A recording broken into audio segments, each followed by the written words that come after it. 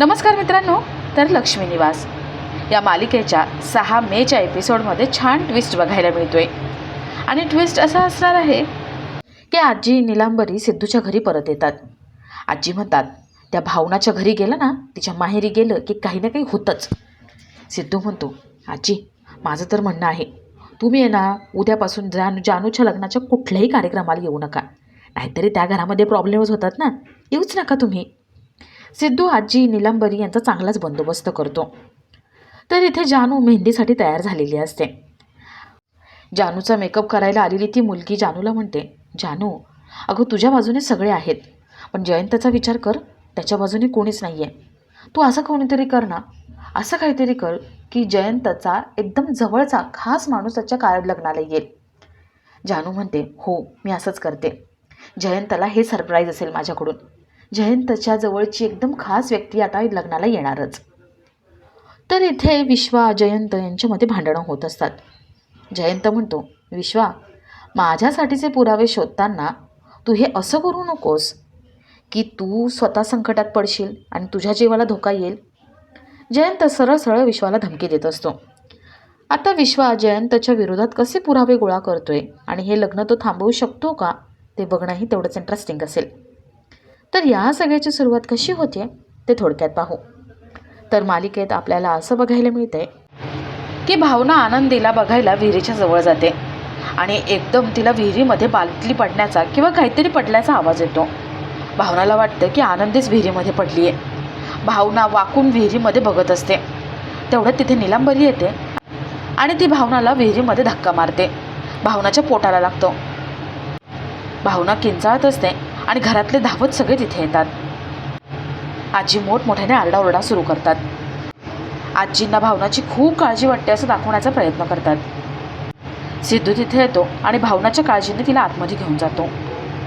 आजी निलांबरी खुश असतात. त्यांना वाटतं की चला भावनाच्या पोटाला लागले म्हणजे नक्कीच काहीतरी झालं असणार. तर संध्याकाळी जानूच्या लग्नाचा एक विधी पार पडतो आणि सिद्धू भावना घराबाहेर बोलत बसलेले असतात. सिद्धू विचारतो, भावना मगाशी काय झालं होतं? भावना म्हणते, मगाशी मी विहिरीजवळ होते, त्यावेळेस कोणीतरी मला धक्का मारल्यासारखं झालं होतं. सिद्धू विचारतो, पण कोणी धक्का मारला? भावना म्हणते, कोणीतरी बाई होती. ते दोघं विचार करत असतात की कोणी धक्का मारला असेल. तेवढ्यात तिथे आनंदी येते. आनंदी विचारते, काय बोलताय तुम्ही? भावना म्हणते, काय नाही, आम्ही दोघं गप्पा मारतोय. आम्ही हे विचारत होतो एकमेकांना की मगाशी आजी आणि निलांबरी काकू ते दोघं काय करत होते. आनंदी म्हणते, भावनाई मला निलांबरी काकू विचारत होती, तुझ्या भावनाईला पोहता येतंय का? सिद्धूला कळतं की मगाशी भावनाला धक्का मारला तो निलांबरीनेच. सिद्धू खूप चिडलेला असतो. आता आजींची हद्द पार झाली आहे. लक्ष्मी निवासच्या घरी येऊन त्या आता भावनाला त्रास देत आहेत हे काही सिद्धूला सहन होत नसतं. सिद्धू ठरवतो की आता उद्याच्या कार्यक्रमामध्ये आजी आणि निलांबरीला भावनाची हात जोडून माफी मागायला लावायची. तर दुसऱ्या दिवशी जानू जयंत यांच्या लग्नाचा दुसरा कार्यक्रम असतो, दुसरा विधी असतो. घरात सगळे जमलेले असतात. जयंतच्या बाजूने कोणीही नसतं. जयंतच्या घरचं कोणीही नाही, म्हणून सगळे ठरवतात की जयंतच्या बाजूने एक टीम पाडायची. म्हणजे अर्धे जण जानूच्या बाजूने आणि अर्धे जयंतच्या बाजूने. म्हणजे जयंतच्या बाजूनेही कोणीतरी आहे असं त्याला वाटायला हवं. त्याला एकटं फील व्हायला नको, म्हणून सगळे ठरवतात की आता आपण जयंतच्या बाजूने असायला हवं.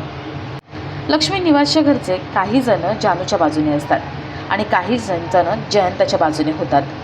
विश्वा एकटाच बाकी राहतो. जानू विचारते, विश्वा तू कोणाच्या टीममध्ये? जयंताला मस्कामारी करायला तू त्याच्या टीममध्ये आहेस का? विश्वा म्हणतो, नाही, जगात काही झालं ना तरी जानू मी तुझ्याच टीममध्ये असणार. माझा सपोर्ट हा फक्त तुलाच असणार. लक्ष्मी निवासला कळतं की हा विश्वा नेमकं काय बोलण्याचा प्रयत्न करतोय, काय सांगण्याचा प्रयत्न करतोय. थोड्या वेळाने मेहंदीचा कार्यक्रम चालू होणार असतो. मेहंदीसाठी मेकअप करायला विश्वाचे मित्र मैत्रीण तिथे येतात.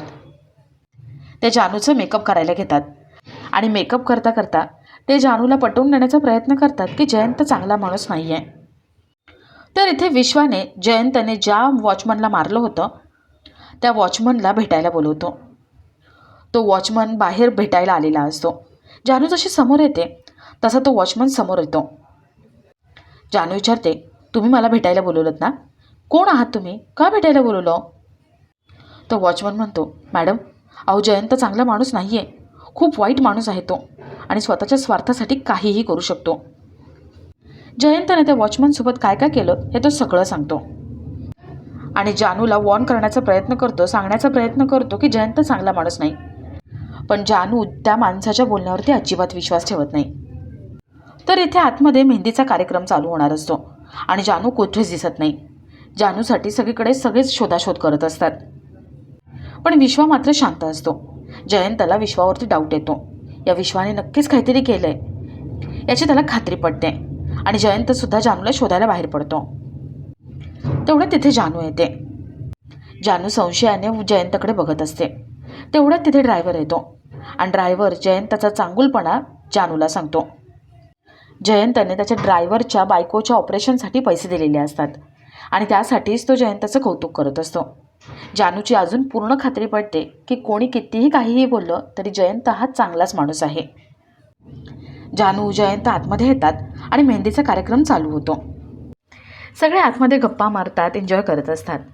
आनंदी भावनाशी बोलायला येते. ती भावनाला सारखी हाक मारत असते, पण भावना आनंदीला गप्प बसायला सांगते आणि याच गोष्टीचं आनंदीला खूप वाईट वाटतं.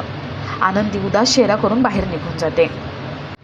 नीलांबरी हे सगळं नोटीस करते आणि आनंदीच्या मनात भावनाविषयी विष पेरायला येते. नीलांबरी आनंदीला सांगते की आनंदी, अगं आता या घरामध्ये अजून एक छोटंसं बाळ येणार आहे आणि त्यानंतर तू काही लहान राहणार नाही. तुझे लाड अजिबात होणार नाही. सिद्धू आणि भावना त्यांच्या बाळामध्ये बिझी होतील. तू काय परकी, ती परकीच राहणार आणि तू एकटीच पडणार. आता एकट्याने खेळायची सवय लावून घ्या आता. नीलांबरी निघून जाते. आनंदी खूप रडायला लागते. थोड्या वेळाने सिद्धू आनंदीकडे येतो. आनंदी इथे बाहेर रडत असते. सिद्धू विचारतो, आनंदी काय झालं आहे, तू का रडतेस, कोणी काही बोललं आहे का तुला? आनंदी काहीच सांगत नसते. सिद्धू म्हणतो, मला सांगायचं नसेल तर मला नको सांगू, पण तुझ्या भावनाईला तर सांगू शकतेस ना. चल, तुझी भावनाई शोधते आहे.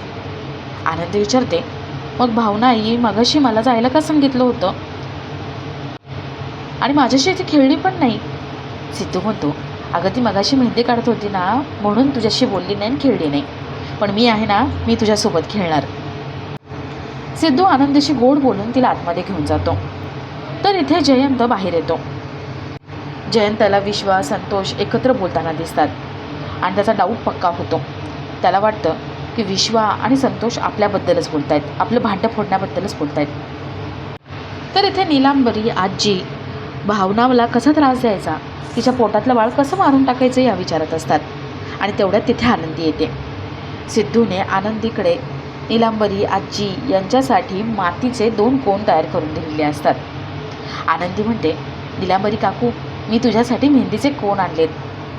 सगळ्यांनी मेहंदी काढली पण तुम्ही दोघी राहिल्यात, हे मेहंदीचं कोण घ्या. आजी नीलांबरी ते मेहंदीचे कोण घेतात आणि हातावरती मेहंदी काढायला लागतात. मेहंदी काढत असताना त्यांना काहीतरी वेगळेपणा जाणवतो. आजी म्हणतात, नीलांबरी, स्पेशल मेहंदीचे कोण असतील, आपल्यासाठी पाठवले असतील. त्या दोघी खुश होऊन पुन्हा मेहंदी काढायला लागतात. थोड्या वेळाने सिद्धू तिथे येतो आणि नीलांबरी आजी या दोघांचे हात बघतो. तो मुद्दामच ते हात पूर्ण बंद करून टाकतो. सिद्धूने मातीमध्ये गमसुद्धा मिसळलेला असतो, त्यामुळे नीलांबरी आजी यांचे हात चिटकून जातात. आजी म्हणतात, सिद्धू, हे काय केलंयस तू? सिद्धू म्हणतो, आता फक्त हात चिटकवलेत. भावनाच्या आसपास फिरकण्याचा जरी प्रयत्न केलात ना तर गाठ माझ्याशी. सिद्धू आनंदी निघून जातात आणि आजी नीलांबरी हात जोडून उभी असतात. थोड्या वेळाने भावना रांगोळी काढते. आनंदीला भावनासोबत टाईम स्पेंड करायचा असतो. भावनासोबत रांगोळी काढायची असते. भावनाला खूप कामं असतात. भावना आनंदीला म्हणते, एकदा का जानूचं लग्न झालं ना की आपण दोघी पुन्हा रांगोळी काढू, आता रांगोळीजवळ फिरकू नको. भावना आत जाते. नीलांबरी तिथे येते आणि पुन्हा एकदा आनंदीला आठवण करून देते की भावना, तुला आता विसरत जाणार, तू एकटी पडणार. भावना आता तुला इग्नोर करते, नंतर तर तुला विचारणार पण नाही. आनंदी खूप डिस्टर्ब होते आणि ती पायाने सगळी रांगोळी पुसून टाकते. तर इथे जयंत विश्वाकडे येतो आणि विश्वाचे सगळे प्रयत्न थांबवायला सांगतो. विश्वा म्हणतो, नाही, जोपर्यंत लग्न होत नाही तोपर्यंत मी माझे प्रयत्न चालू ठेवणार. जयंत म्हणतो, नाही, शेवटी माझं प्रेमच जिंकणार. दोघांमध्ये बेट लागते की आता कोण जिंकणार आणि आपला आजचा हा भाग इथेच संपतो.